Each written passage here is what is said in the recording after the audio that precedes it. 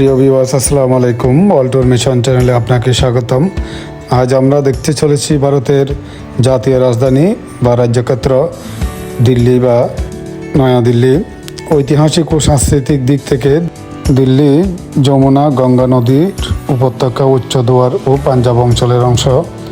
এই কেন্দ্রশাসিত অঞ্চলটির পূর্ব সীমায় উত্তরপ্রদেশ রাজ্য এবং অপর তিন সীমায় হরিয়ানা রাজ্য অবস্থিত। দিল্লির আয়তন 1484 বর্গ কিলোমিটার এবং জনসংখ্যা 1,63,00,000। এটি ভারতের দ্বিতীয় সর্বাধিক জনবহুল শহর এবং দ্বিতীয় সর্বাধিক জনবহুল মহানগর অঞ্চল। ভারতের তৃতীয় বৃহত্তম শহর অঞ্চলও বটে। দিল্লি নগরাঞ্চলীয় প্রসার এতটাই বেশি যে পার্শ্ববর্তী রাজ্যগুলির শহরও এই অঞ্চলের অন্তর্ভুক্ত হয়েছে। মুম্বাই শহরের পরেই দিল্লিতে ভারতের দ্বিতীয় সর্বাধিক জনসংখ্যায় কোটিপতি ও লক্ষপতিরা বসবাস করেন। খ্রিস্টপূর্ব 6ষ্ঠ শতাব্দী থেকে দিল্লি নিরবচ্ছিন্নভাবে একটি জনবসতি অঞ্চল হিসেবে পরিচিত হয়ে এসেছে। ইতিহাসের অধিকাংশ সময় দিল্লি ছিল বিভিন্ন রাজ্য ও সাম্রাজ্যের রাজধানী। এই শহরটি বহুবার শত্রু কর্তৃক অধিকৃত, লুণ্ঠিত ও পুনর্নির্মিত হয়েছে। এই ঘটনাগুলি মূলত ঘটেছিল মধ্যযুগে। আধুনিক দিল্লি একটি মহানগর অঞ্চলের মধ্যে অবস্থিত একাধিক শহরের একটি নগরপুত্র। দিল্লিও তার সংশ্লিষ্ট নগর অঞ্চলকে 1991 সালে ভারতীয় সংবিধানের 69তম সংশোধনী বলে জাতীয় রাজধানী অঞ্চলের স্বীকৃতি দেওয়া হয়েছে। নয়াদিল্লি দিল্লির রাজধানী। দিল্লির নামটির উৎপত্তি নিয়েও একাধিক পুরাণ কথা ও কিংবদন্তি রয়েছে। এগুলির মধ্যে একটি হলো এই যে দিল্লু বা দিল্লু নামে এক রাজা এই স্থানে একটি শহর নির্মাণ করেছিলেন এবং নিজের নাম অনুসারে এই শহরটির নামকরণ করেছিলেন। কিন্তু প্রায় 11 বার বিভিন্ন শাসকের সাম্রাজ্য বিস্তার করা এই ব্যস্ত ও জনবহুল শহরের প্রতি কোণে ছড়িয়ে ছিটিয়ে রয়েছে ইতিহাস ও ঐতিহ্যের ছাপ। সেই সাথে মুঘল আমলের বিভিন্ন স্থাপনা দিল্লির সংস্কৃতিকে করেছে আরও সমৃদ্ধ। তাই তো দিল্লির জামে মসজিদ, তাজমহল, লালকেল্লা, ঐতিহ্যবাহী চাঁদনি চক, কুতুব মিনার এবং বিভিন্ন সম্রাটদের সমাধিসহ বিভিন্ন দর্শনীয় স্থান দেখতে প্রতি বছর লক্ষ লক্ষ পর্যটক দিল্লি ভ্রমণে আসে। দিল্লিতে গরমের সময় অসহনীয় গরম আর শীতের দিনে কনকনে ঠান্ডা। তাই খুব ঠান্ডা ও গরমের দিনগুলো পরিহার করে দিল্লি ভ্রমণ করা উচিত। সেই ক্ষেত্রে ফেব্রুয়ারি, মার্চ, অক্টোবর ও নভেম্বর মাস দিল্লিতে যাওয়ার জন্য সবচেয়ে ভালো সময়। আর পুজোর সময় দিল্লিতে গেলে ভিন্ন এক শহর হিসেবে দিল্লিকে আবিষ্কার করতে পারবেন। দিল্লিতে রয়েছে অসংখ্য দর্শনীয় স্থান। পায়ে হেঁটে ঘুরতে চাইলেও অনেক দর্শনীয় জায়গা দেখতে পারবেন। তবে কোনো ট্যুর গাইডের মাধ্যমে ঘুরলে কম সময়ে অধিক জায়গা ঘোরা সম্ভব হবে। ইন্ডিয়ান গেট 1931 সালে প্রথম বিশ্বযুদ্ধ বা আফগানিস্তান যুদ্ধের শহীদদের প্রতি সম্মান প্রদর্শনের নিমিত্তে ইন্ডিয়া গেট স্মৃতিস্তম্ভ নির্মাণ করা হয়। সন্ধ্যার আলোতে স্মৃতিস্তম্ভটি সবচেয়ে সুন্দর লাগে। ছুটির দিনে অনেক পরিবার এখানকার উদ্যানে পিকনিক করতে আসে। রিপাবলিক ডেতে অনুষ্ঠিত ইন্ডিয়া গেট প্যারেড ভারতের একটি অন্যতম মর্যাদাপূর্ণ অনুষ্ঠান, যা না দেখলে প্রকৃত গাম্ভীর্য বোঝা সম্ভব নয়। রেড ফোর্ট বা লালকেল্লা ভারতের মুঘল সাম্রাজ্যের গর্ব ও এক অনন্য নিদর্শন। রেড ফোর্ট পর্যটকদের জন্য দিল্লির প্রধান একটি দর্শনীয় স্থান। 1638 সালে লাল বেলে পাথরে নির্মিত দুর্গটি মুঘল স্থাপত্যের চমৎকার একটি নিদর্শন। মুঘল সম্রাট শাহজাহান দিল্লিতে রাজধানী স্থানান্তরের সময় এই দুর্গ নির্মাণ করেন। দুর্গের ভিতর প্রতিদিন সন্ধ্যায় 6টায় লাইট শো দেখতে অসংখ্য মানুষ ভিড় জমায়। রেড ফোর্ট দুর্গটি 2007 সালে ইউনেস্কো কর্তৃক বিশ্ব ঐতিহ্যবাহী স্থান হিসেবে স্বীকৃতি লাভ করে। চাইলে দুর্গের কাছে অবস্থিত দিগম্বর জৈন মন্দির, শিবগঞ্জ গুরুদুয়ারা ও ভারতে ওয়ালি গালি থেকেও ঘুরে আসতে পারেন। এই দুর্গটি সোমবার বাদে প্রতিদিন খোলা থাকে। ভারতীয়দের জন্য দুর্গের এন্ট্রি ফি 35 রুপি হলেও বিদেশিদের জন্য দুর্গে প্রবেশ করতে 500 রুপি লাগে। প্রাপ্তবয়স্কদের জন্য লাইট শোয়ের ফি 80 রুপি এবং ছোট বাচ্চাদের জন্য ফি 30 রুপি। জামে মসজিদ চাঁদনি চকে অবস্থিত জামি মসজিদ ইন্ডিয়ার বৃহত্তম মসজিদগুলোর মধ্যে অন্যতম। এখানে প্রায় 25,000 মুসল্লি একসাথে নামাজ আদায় করতে পারে। 1656 সালে সম্রাট শাহজাহানের আমলে প্রায় 12 বছর ধরে মসজিদটি নির্মাণ করা হয়। মসজিদে 3টি গেটওয়ে, 4টি টাওয়ার এবং 40 মিটার উচ্চতা বিশিষ্ট একটি মিনার রয়েছে। জামে মসজিদে প্রবেশ করতে কোনো অর্থ খরচ না হলেও মসজিদের মিনারের উপরে উঠতে অর্থ ব্যয় করতে হয়। কুতুব মিনার ভারতের সবচেয়ে উঁচু কুতুব মিনারকে মুঘল যুগের সূচনার ও তাদের বিজয়ের স্মৃতিফলক হিসেবে বিবেচনা করা হয়। 70 মিটার উচ্চতা বিশিষ্ট 5 তলা মিনারটি কুতুব উদ্দিন আইবেকের হিন্দু সাম্রাজ্যকে পরাজিত করার পর নির্মাণ করা হয়েছিল। মিনারের উপর থেকে চারপাশে চমৎকার দৃশ্য এড়িয়ে যাওয়া কঠিন। এছাড়াও ভারতের সর্বপ্রথম মসজিদ কুতুবুল ইসলাম এখানে অবস্থিত। দ্য ন্যাশনাল মিউজিয়াম ভারতের বৃহত্তম জাদুঘরের মধ্যে অন্যতম। দ্য ন্যাশনাল মিউজিয়াম প্রায় 4600 বছরের পুরনো। হারাপ্পান টেম্পল নাচ, পেইন্টিং গ্যালারি, বিশাল মন্দিরের রথ, পোড়ামাটির খেলনা, ছবি, হাড়ি, গহনা, ব্রোঞ্জ ও তামার সরঞ্জাম, ভাস্কর্য, মুখোশ, তলোয়ার, বাদ্যযন্ত্র, উপজাতীয়দের পোশাক ইত্যাদি রয়েছে। জাদুঘরের ন্যাশনাল সায়েন্স সেন্টার বিশ্বের বৃহত্তম বিজ্ঞান কেন্দ্রগুলোর মধ্যে অন্যতম। সোমবার বাদে সকাল 10টা থেকে সন্ধ্যা 6টা পর্যন্ত সপ্তাহের 6 দিন জাদুঘরটি খোলা থাকে। বিদেশি নাগরিকের জন্য জাদুঘরটি entry fee 650 rupees. Humayun tomb 1570 সালে হুমায়ুনের বিধবা স্ত্রী রানী হাজি বেগম পারস্য স্থাপত্যের অনন্য নিদর্শনে এই সমাধিক্ষেত্রটি নির্মাণ করেন। বিশাল সমাধি কমপ্লেক্সে সুন্দর বাগানের মাঝে সম্রাটের সমাধি স্থাপন করা হয়েছে। তাজমহলের সাথে এই স্থাপনার বেশ মিল রয়েছে। সমাধিক্ষেত্রের নিকট নিজাম আল-দিন আউলিয়ার দরগা রয়েছে। হুমায়ুনস টম্বে ভারতীয়দের জন্য জনপ্রতি এন্ট্রি ফি 30 রুপি আর বিদেশিদের জন্য 500 রুপি। চাঁদনি চক পুরাতন দিল্লি শহরে আদি প্রকৃত ইন্ডিয়ান বাজারের স্বাদ নিতে হলে অবশ্যই চাঁদনি চক আসতে হবে। চাঁদনি চকে অসংখ্য মানুষের ভিড়, দর কষাকষি এবং অসংখ্য বিশৃঙ্খলার মধ্যেও অন্য এক প্রাণবন্ত দিল্লির নাগরিক জীবনের স্বরূপ দেখার সুযোগ পাওয়া যায়। এখানে বেশ কিছু মন্দির, বাজার, রেস্টুরেন্ট ও সস্তার আবাসিক হোটেল রয়েছে। চাঁদনি চকের ছোট ছোট দোকানগুলো ঘুরে দেখলে অবাক হওয়ার মতো নতুন অনেক কিছু খুঁজে পাওয়া যায়। ন্যাশনাল জুলজিক্যাল পার্ক বিচিত্র প্রায় বিপন্ন বন্যপ্রাণীদের এক অভয়াশ্রমের নাম ন্যাশনাল জুলজিক্যাল পার্ক। এখানে সাদা বাঘ ও ইন্ডিয়ান হাতি বিশেষভাবে উল্লেখযোগ্য এবং সবচেয়ে দর্শনীয় ও আকর্ষণীয় স্থাপনা হলো তাজমহল। সম্রাট শাহজাহান তার স্ত্রী মমতাজের ভালোবাসায় সিক্ত হয়ে এই তাজমহল নির্মাণ করেছিলেন। তাজমহল ভারতের উত্তরপ্রদেশে আগ্রায় অবস্থিত একটি রাজকীয় সমাধি। মুঘল সম্রাট শাহজাহান তার স্ত্রী আর্যমান্দবানু বেগম, যিনি মমতাজ মহল নামে পরিচিত, তার স্মৃতির উদ্দেশ্যে এই অপূর্ব শোটি নির্মাণ করেন। শোটির নির্মাণ শুরু হয়েছিল 1632 খ্রিস্টাব্দে, যা সম্পূর্ণ হয়েছিল প্রায় 1653 খ্রিস্টাব্দে। তাজমহলকে মুঘল স্থাপত্যশৈলীর একটি আকর্ষণীয় নিদর্শন হিসেবে মনে করা হয়, যার নির্মাণশৈলীতে পারস্য, তুরস্ক, ভারতীয় এবং ইসলামী স্থাপত্য শিল্পের সম্মেলন ঘটানো হয়েছে। যদিও সাদা মার্বেলের গম্বুজ আকৃতির রাজকীয় সমাধিটি বেশি সমাধিত, তাজমহল আসলে সামগ্রিকভাবে একটি জটিল অখণ্ড স্থাপত্য। এটি 1883 সালে ইউনেস্কো বিশ্ব ঐতিহ্যবাহী স্থান হিসেবে তালিকাভুক্ত করা হয়। বিশ্বের 7ম আশ্চর্যের অন্যতম তাজমহল। তখন একে বলা হয়েছিল বিশ্ব ঐতিহ্যের সার্বজনীন প্রশংসিত ষষ্ঠকর্ম। তাজমহল তৈরি হয়েছে সারা এশিয়া এবং ভারত থেকে আনা বিভিন্ন প্রধান সামগ্রী দিয়ে। নির্মাণ কাজের সময় 1000-এরও বেশি হাতি ব্যবহার করা হয়েছিল। নির্মাণ সামগ্রী বহন করে আনা নেওয়ার জন্য আলো প্রবাহী অস্বচ্ছ সাদা মার্বেল পাথর আনা হয়েছিল রাজস্থান থেকে। ইয়া সব লাল, হলুদ বা বাদামি রঙের মধ্যম মানের পাথর আনা হয়েছিল পাঞ্জাব থেকে। চীন থেকে আনা হয়েছিল ইয়াসম কঠিন সাদা সবুজ পাথর, স্ফটিক টুকরা।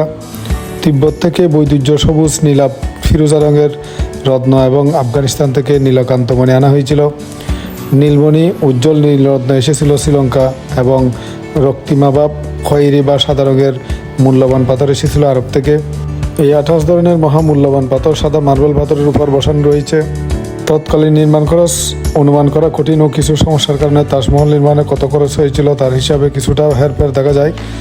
তাজমহল নির্মাণে তৎকালীন আনুমানিক 32 মিলিয়ন রুপি খরচ হয়েছিল বলে ধারণা করা হয়, কিন্তু শ্রমিকের খরচ, নির্মাণে যেই সময় লেগেছে এবং ভিন্ন অর্থনৈতিক যুগের কারণে এর মূল্য অনেক, একেও মূল্য বলা হয়। বিত্তিয়ার সমাধি নির্মাণ করতে সময় লেগেছিল প্রায় 12 বছর। পুরো এলাকার বাকি অংশগুলো নির্মাণ করতে লেগেছিল আরও 10 বছর, মোট 22 বছর।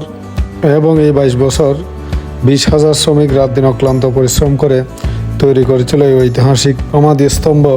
অবশ্যই ব্যাপক জনপ্রিয়তা থাকা সত্ত্বেও তাজমহলের অনেক তথ্য মানুষেরও জানা। তাজমহলের নির্মাণ কাজ শেষ হতে না হতেই শাহজাহান তার পুত্র আওরঙ্গজেবের দ্বারা ক্ষমতাচ্যুত ও আগ্রার কেল্লায় গৃহবন্দী হন। কথিত আছে জীবনের বাকি সময়টুকু শাহজাহান আগ্রার কেল্লার জানালা দিয়ে তাজমহলের দিকে স্থির দৃষ্টিতে তাকিয়ে কাটিয়েছিলেন। শাহজাহানের মৃত্যুর পর আওরঙ্গজেব তাকে তাজমহলের তার স্ত্রীর পাশে সমাহিত করেন। একমাত্র এই ব্যাপারটি তাজমহলের নকশার প্রতি সমতা নষ্ট করেছে। শাহজাহান চেয়েছিলেন কালো মার্বেল ব্যবহার করে আরেকটি তাজমহল নির্মাণ করতে এবং সেখানে তাকে সমাহিত করার জন্য, কিন্তু তার ছেলের সাথে দ্বন্দ্বের কারণে তার হয়ে ওঠেনি। 19 শতকের শেষ ভাগে তাজমহলের একটি অংশ মেরামতের অভাবে খুব খারাপভাবে নষ্ট হয়। 1857 সালে সিপাহী বিপ্লবের সময় ইংরেজ সৈন্যরা তাজমহলের বিকৃতি সাধন করে আর সরকারি কর্মচারীরা বাটালে দিয়ে তাজমহলের দেয়াল থেকে মূল্যবান ও দামি নীলকান্তমণি খুলে নিয়ে যায়। তবুও তাজমহল একটি এখনও অসাধারণ স্থাপনা এবং এখনও সেই বিশ্বের বিভিন্ন দেশের মানুষকে আকৃষ্ট করে চলেছে। কীভাবে ঘুরবেন দিল্লি জনপ্রিয় জায়গাগুলো ঘুরে দেখার জন্য হাতে 2 থেকে 3 দিন সময় রাখলে বেশ ভালোভাবে ঘুরে দেখতে পারবেন। আপনি কি ঘুরে দেখতে চান সেই হিসেবে একটা তালিকা তৈরি করে নিতে পারেন। তবে দিল্লি ঘুরে দেখার জন্য সহজ উপায় হচ্ছে কোনো tour agency city tour package নেওয়া। ডে ট্যুর প্যাকেজ নিয়ে দিল্লি ঘুরতে পারবেন। এই জন্য আপনি যে হোটেলে থাকবেন তাদেরকে বললেই কোনো ব্যবস্থা করে দিবেন। পাহাড়গঞ্জ থাকলে আশেপাশের কোনো এজেন্সি আছে, তাদের সাথে কথা বলে পছন্দ মতো প্যাকেজ ঠিক করে নিতে পারবেন। এসি ট্যুরিস্ট বাসে অনেক জায়গা ঘুরে দেখাবে। ডে ট্যুরের প্রতি প্যাকেজ সাধারণত 300 থেকে 500 রুপি মতো হয়ে থাকে। আর আপনারা কয়েকজন একসাথে ঘুরতে চাইলে সারাদিনের জন্য 1800 থেকে 2000 রুপি দিয়ে ট্যাক্সি ভাড়া করে নিতে পারেন। দিল্লি যাওয়ার উপায় বাস, ট্রেন বা বিমানে করে অনেকভাবে দিল্লি যাওয়া যাবে। কীভাবে গেলে আপনার সুবিধা হবে সেটি আপনি কীভাবে যেতে চান তার উপর নির্ভর করবে। ঢাকা থেকে বিমানে দিল্লি। বাংলাদেশ থেকে বিমানে সরাসরি দিল্লি যাওয়ার ফ্লাইট আছে। SpiceJet, IndiGo, Biman Bangladesh, air India এয়ারলাইন্সগুলোর ফ্লাইট দ্বারা ঢাকা টু দিল্লি সরাসরি অথবা Dhaka to Kolkata to Delhi flight পরিচালনা করে থাকে। নন স্টপ ফ্লাইটে গেলে ঢাকা থেকে যেতে সময় লাগবে প্রায় 2 ঘন্টা 30 মিনিট। আর কলকাতা স্টপেজ হয়ে গেলে এক ফ্লাইট এক রকম সময়, সাধারণত সর্বনিম্ন 5 ঘন্টা থেকে 14 ঘন্টা লাগে। বাংলাদেশ থেকে কলকাতা হয়ে দিল্লি অনেকভাবে যেতে পারবেন। যেমন ঢাকা থেকে ট্রেনের মধ্যে এক্সপ্রেসে কলকাতা গিয়ে সেখান থেকে ট্রেনে দিল্লি যেতে পারবেন, অথবা কলকাতা থেকে বিমানে করে দিল্লি যেতে পারবেন। আবার বাংলাদেশ থেকে বাসে সরাসরি কলকাতা যেতে পারবেন, অথবা বেনাপোল সীমান্ত দিয়ে সেখানে ইমিগ্রেশন শেষ করে কলকাতা যেতে পারবেন। আর কলকাতা থেকে ট্রেনে অথবা বিমানে দিল্লি যেতে পারবেন। কলকাতা থেকে দিল্লি যাওয়ার অনেক ট্রেন রয়েছে। সুযোগ সুবিধাও কত সময় লাগবে তার উপর নির্ভর করে ট্রেনগুলোর ভাড়া কম বেশি হয়ে থাকে। রাজধানী এক্সপ্রেস এসি ট্রেনটি সবচেয়ে আরামদায়ক এবং মাত্র 17 ঘন্টায় দিল্লি পৌঁছানো যায়। এই ট্রেনটি বিকেল 4:55 হাওড়া স্টেশন থেকে দিল্লির উদ্দেশ্যে ছেড়ে যায়। কম সময়ে পৌঁছায় এমন ভালো ট্রেন সার্ভিসের মধ্যে রয়েছে শিয়ালদাহ স্টেশন থেকে শিয়ালদাহ রাজধানী express, Sealdah new Delhi AC দুরন্ত এক্সপ্রেস। এছাড়া সময় বেশি লাগে এবং তুলনামূলক কম খরচে ট্রেনের মধ্যে রয়েছে হাওড়া নিউ দিল্লি দুরন্ত এক্সপ্রেস, হাওড়া কালকামেল ইত্যাদি। এসি বাসের অর্থাৎ রাজধানী এক্সপ্রেসের ভাড়া 4000 থেকে 5000 টাকার মধ্যে এবং নন এসিগুলা যেটা স্লিপার এগুলোর ভাড়া 800 টাকা থেকে 900 টাকার মধ্যে। কলকাতা থেকে ফরেনার কোটায় টিকিট কাটতে চাইলে কলকাতা ফেয়ারলি প্লেস থেকে নিতে পারবেন। আর দিল্লি থেকে কলকাতা আসার ফরেনার কোটার টিকিট নিতে চাইলে দিল্লি সেন্ট্রাল স্টেশনে মেট্রোর কাছে বিশেষ কাউন্টার আছে, সেখান থেকে পাবেন। আর রেগুলার টিকিট মোবাইল অ্যাপে বা সংশ্লিষ্ট স্টেশনে গিয়ে নিতে পারবেন। তবে ভালো ট্রেনের টিকিট অগ্রিম কেটে রাখাই সবচেয়ে উত্তম। দিল্লিতে কম খরচে থাকার জন্য সবচেয়ে ভালো জায়গা পাহাড়গঞ্জ। সেখান থেকে অনেক হোটেল আছে, আপনি আপনার পছন্দ বাজেট অনুযায়ী হোটেল ঠিক করে নিতে পারবেন। আর দিল্লির চাঁদনি চক ও রেড ফোর্টের কাছে বেশ কিছু ভালো মানের হোটেল আছে। এছাড়াও নিরিবিলি এবং ভালো পরিবেশে থাকতে চাইলে বালুগঞ্জেও যেতে পারেন। বালুগঞ্জেও উন্নত মানের এবং ভালো পরিষ্কার পরিচ্ছন্ন হোটেল আছে। ভাড়া 2 বা 3 জনের জন্য 1000 থেকে 1200 টাকার মধ্যে পেয়ে যাবেন। দিল্লি ভ্রমণ খরচ আপনার যাওয়া আসার উপায়, সেখানে থাকা খাওয়া এবং কিভাবে ঘুরবেন তার উপর নির্ভর করবে। খরচের বেশি অংশ যাবে আসা যাওয়া খরচ হিসেবে। মোটামুটি খরচ হিসেব করলে যাওয়া আসা সহ 5 দিন 6 রাতে জনপ্রতি 17 থেকে 18,000 টাকা খরচ হতে পারে। যদি কষ্ট করে কম বাজেটে ঘোরার প্ল্যান করতে চান তাহলে কয়েকজন মিলে গ্রুপ করে গেলে যাওয়া আসার ক্ষেত্রে non AC bus, non AC sleeper train এবং খাওয়া ও থাকার ব্যাপারে শেয়ার করলে 5 দিন বা 6 রাতের জনপ্রতি আনুমানিক 11 থেকে 12,000 টাকাতেও সুন্দর করে ঘুরে আসা সম্ভব। আর বিমানে যাতায়াত করলে খরচের পরিমাণটা কিছুটা বেশি হবে, তবে যাওয়া আসার সময় অনেক কমে যাবে।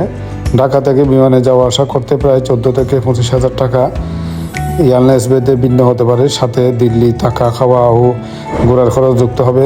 ভোজন রসিকদের জন্য দিল্লি যেন একটি হেভেনলি ফুড হাব। দিল্লিতে এমন ভিন্ন ভিন্ন স্বাদের খাবার রয়েছে যা বলে বোঝানো মুশকিল। স্ট্রিট ফুড থেকে শুরু করে মোগলাই ও আন্তর্জাতিক মানের বিভিন্ন কুজিন আছে এখানে। অথবা অ্যাপ ব্যবহার করলে দিল্লির বিভিন্ন রেস্টুরেন্ট ও খাবারের সম্পর্কে ধারণা পাবেন। কেনার ক্ষেত্রে দিল্লি হাট ও চাঁদনি চক কম দামে অনেক ধরনের হ্যান্ডিক্রাফট, হাতে বোনা ব্যাগ ও পরিধীয় কাপড় কিনতে পারবেন। দিল্লি ভ্রমণে যেগুলো মেনে চলবেন। দিল্লি খুব জনবহুল ও ব্যস্ত একটি শহর, ফলে রাস্তায় সবসময় জ্যাম থাকে।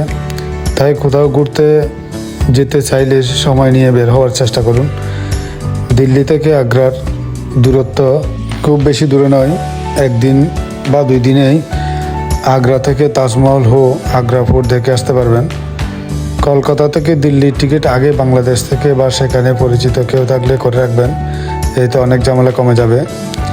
যদি কলকাতায় থাকতে না চান তাহলে এমনভাবে আপনার প্ল্যান ঠিক করুন যেন কলকাতা পৌঁছেই দিল্লির ট্রেন ধরতে পারেন। এই জন্য অবশ্যই রেলের ফরেন কাউন্টার বেছে নিতে পারেন।